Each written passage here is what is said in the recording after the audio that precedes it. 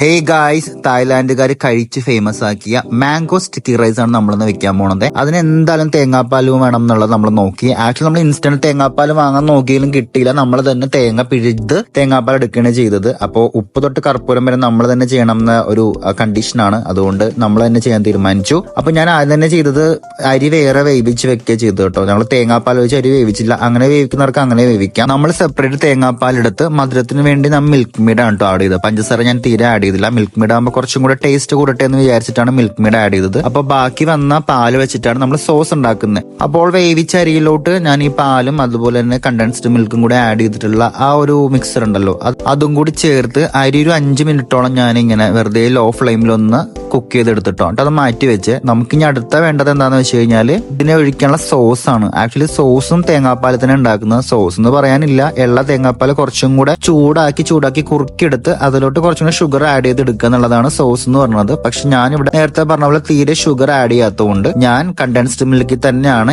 ഈ സോസും ഉണ്ടാക്കിയെടുക്കുന്നത്. അതാവുമ്പോൾ നമുക്കൊരു ടേസ്റ്റ് കിട്ടും. ചുമ്മാ ഷുഗർ ആവുമ്പോഴേക്കും നമുക്ക് ആ ഒരു ക്രീമി ടെക്സ്ചർ കിട്ടില്ല. അപ്പൊ ആ ക്രീമി ടെക്സ്ചർ കിട്ടാൻ വേണ്ടിയിട്ടാണ് ഞാൻ കണ്ടൻസ്ഡ് മിൽക്ക് ആഡ് ചെയ്തത്. അപ്പൊ കണ്ടൻസ്ഡ് മിൽക്ക് ആവുമ്പോഴേക്കും നമുക്ക് കുറച്ചും കൂടെ തിക്കായിട്ടുള്ള ഒരു കൺസിസ്റ്റൻസി ആയിരിക്കും. അപ്പോൾ നമുക്ക് കഴിക്കുമ്പോഴാണെങ്കിലും അല്ലെങ്കിൽ സോസ് ഒഴിക്കുമ്പോഴാണെങ്കിലും ഒരു സോസിന്റെ ഫീല് കിട്ടും. അപ്പോൾ നമ്മൾ അതിന് വേണ്ടിയുള്ള പ്രിപ്പറേഷനിലാണ്. ചെറിയൊരു ബൗളിൽ തേങ്ങാപ്പാൽ ഒഴിച്ചിട്ട് അത് നല്ലപോലെ കുറുക്കിയെടുക്കുകയാണ്. കുറുക്കിയെടുത്ത് അത്യാവശ്യം നല്ലൊരു ക്രീമി ടെക്സ്ചർ ഓൾറെഡി നമുക്ക് തേങ്ങാപ്പാൽ തന്നെ കിട്ടും. അപ്പൊ കുറച്ചും കൂടി ക്രീമി ടെക്സ്ചർ കിട്ടാൻ വേണ്ടിയിട്ടാണ് നമ്മൾ കണ്ടൻസ്ഡ് മിൽക്ക് ആഡ് ചെയ്യുന്നത്. കണ്ടോ, ഇതിപ്പോ പതഞ്ഞു തന്നെ നിങ്ങൾക്ക് കാണാൻ കഴിയില്ല. നല്ലപോലെ പതഞ്ഞു വരും. പതഞ്ഞ് പുറത്ത് പോകാണ്ട് നമ്മൾ ശ്രദ്ധിക്കണം. ശരിക്കും നമ്മുടെ പാല് പോലെ തന്നെയാണ്. കാരണം കടയിൽ നിന്നൊക്കെ മേടിക്കുന്ന പാല് പോലെ തന്നെയാണ് ഈ തേങ്ങാപ്പാലും. നല്ലപോലെ തിളച്ച് വന്നു കഴിഞ്ഞാൽ പതച്ച് പൊങ്ങിപ്പോകും. അപ്പൊ നമ്മൾ ലോ ഫ്ലെയിമിൽ തന്നെ കുറെ നേരം കുക്ക് ചെയ്തിട്ടാണ് ഈ ഒരു ക്രീമി ടെക്സ്ചർ ആയിട്ട് എടുക്കുക. അപ്പോൾ അത് ഓൾറെഡി നമ്മൾ സോസ് ആക്കി ഉപയോഗിച്ചിട്ട് നമ്മൾ മാറ്റി വെക്കുകയാണ് ചെയ്യുന്നത്. ഇനി നമുക്കിത് കഴിക്കുന്ന സമയത്ത് മാത്രം ഒഴിച്ചാൽ മതി. അതുവരെ നമുക്ക് ഇതിന്റെ ആവശ്യമില്ല. അപ്പൊ ഞാൻ അടുത്ത പ്രിപ്പറേഷൻ എന്ന് പറഞ്ഞാൽ മാംഗോ കട്ട് ചെയ്തിട്ട് നമുക്ക് ഇഷ്ടമുള്ള ഷേപ്പിൽ കട്ട് ചെയ്യാം. മതി. അപ്പൊ ഇവിടെ എടുത്താൽ വന്ന് വായ വിളിച്ചിരുന്നേ. അപ്പൊ പാവം തോന്നി ഞാൻ ഒരു മങ്ങ കഷ്ണം അവന് കൊടുത്തു. പക്ഷെ അവൻ അത് മേടിച്ചൊന്നുമില്ല.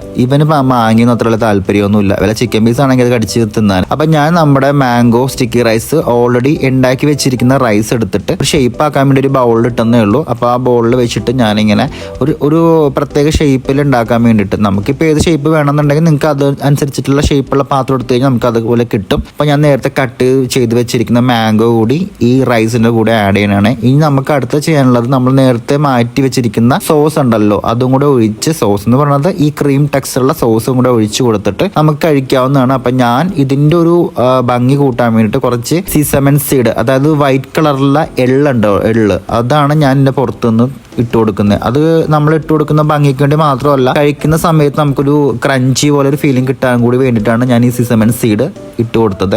ഞാൻ പല വീഡിയോയിലും പലതും കണ്ടിട്ടുണ്ട്. ചിലർ ബ്ലാക്ക് ഇടുന്നുണ്ട്, ചിലർ വൈറ്റ് ഇടുന്നുണ്ട്. അപ്പോൾ നമ്മൾ ഫൈനലായിട്ട് ഒന്ന് ടേസ്റ്റ് ചെയ്ത് നോക്കാൻ പോണേ. ഓൾമോസ്റ്റ് നല്ല ടേസ്റ്റിയാണ്. പക്ഷെ ഞാൻ ഇതിനൊരു മെയിൻ കോഴ്സായിട്ട് സജസ്റ്റ് ചെയ്യില്ല.